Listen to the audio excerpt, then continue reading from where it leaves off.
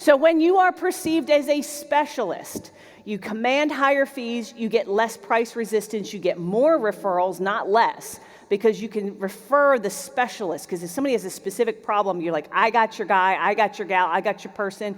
Closing becomes easier and a lot less stressful. You get acceptance and compliance with recommendations. So when I used to sell marketing and advertising services at the 2 agencies that I worked at a job before I started my company, I was cold calling, brute force selling, just hardcore selling. It was difficult. It was exhausting for me. It was probably exhausting for the person buying, right? Now today, when somebody comes to me and they want to buy my services, by the time, because I don't even get on the phone with somebody until they've kind of ascended. Now when I sit down with a client who's got the toolkit and maybe they've gone through Rapid, and the client sits down with me and we talk, the way I sell is they ask me, well, what should I do? It's not stressful. I'm not stressed. They're not stressed. It's just, here's what you need to do. And that's, if your marketing is working, that is how selling should be done. Now, I'm not saying that every sale is going to be that way, but you're going to get to a point where sales become a lot less, you don't have to put as much stress and anxiety on it.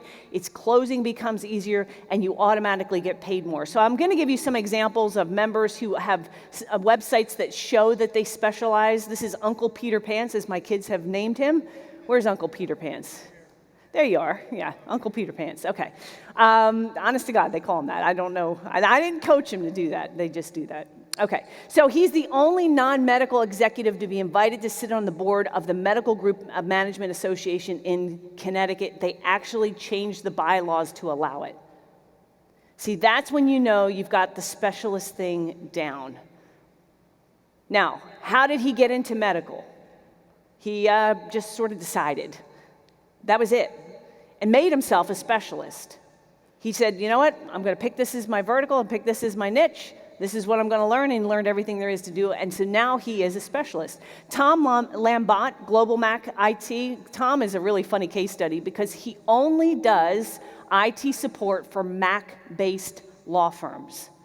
So think about niche, right? You have to be a law firm and only using Macs in your law firm, and then he will take you as a client. So he has clients all over the country. Now, we were at a Producers Club meeting, and when he first did this, it was a little bit crazy, he said, but it took off. He was closing sales over the phone without meeting people because he became the guy, right? So if you're a law firm and you have Macs, he became the guy that you call on. Now, he wanted larger clients. So I remember at a Producers Club meeting, he came up to me and he's like, look, my problem is I'm running out of rope here because there's only so many Mac-based law firms in the United States, and I've got a lot of them and I'm doing really well. He's like, but the majority of them are these small, one-shot, onesie, twosie, 3 people, and I'm telling them to go away, and what do I do? Because I'm running out of my niche. I said, well, why don't you want the small ones? He's like, well, I only want to take a client that's going to pay $1,000 a month minimum. That was his criteria. I said, well, tell him that it costs a minimum of $1,000 a month to hire you. You're telling him to go away anyway. I mean, what the hell? Throw it out there, see what happens. He comes back the next Producers Club meeting. He's like, I can't believe it. He's like, I got 1-man, 2-man shops, law firms paying me $1,000 a month. Because he's the guy. He's the guy. If you are a law firm and you've got Macs and you're having trouble, he's the guy. He specializes. So people are just writing him checks. Dan McCoy, Tech Subluxation, if I'm saying that right, yeah, specializes in working only with chiropractors and is considered the go-to guy for IT support specifically for chiropractors. Now, I'm giving you these guys' websites. You should go check it out. You can look at what they're doing. You can look at their testimonials. You can look at their free reports, their videos. They do a great job. Another example, I know I've used this before, but I just love it. Dr. Ann Fabricus, she has positioned herself in the dental niche as the dentist. She's a prosthodontist, I guess is the technical term. Probably saying that wrong. But she got massive backlash. If you look at this ad, and you're going to have to look at this later on, but I'll just give you the summary.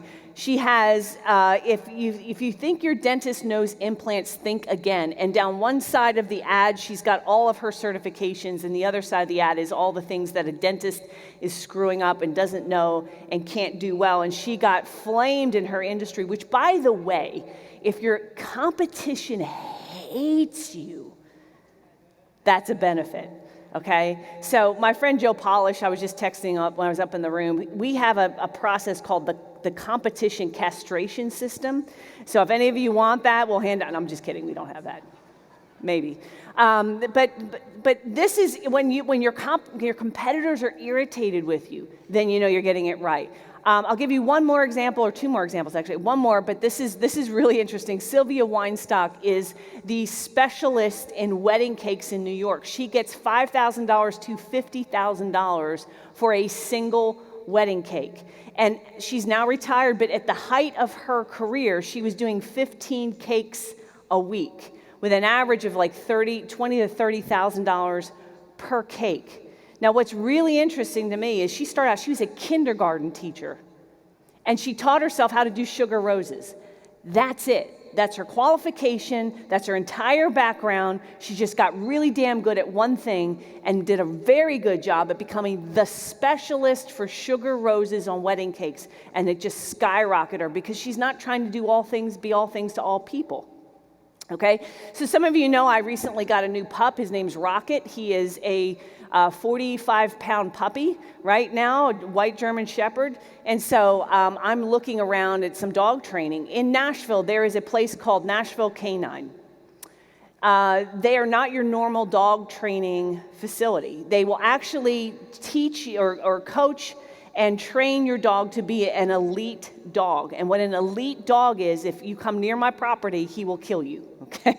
And they actually take the dog. So you literally, they board the dog, and for 2 weeks, 3 weeks, they do intense training, and they hand the dog back to you like the keys of a car and say, be careful you don't say this, because if you say this, he'll probably eat you, right? That kind of thing. $25,000 for that. Now, I can go down to Petco, and for $39, they'll teach him not to crap on the floor, okay?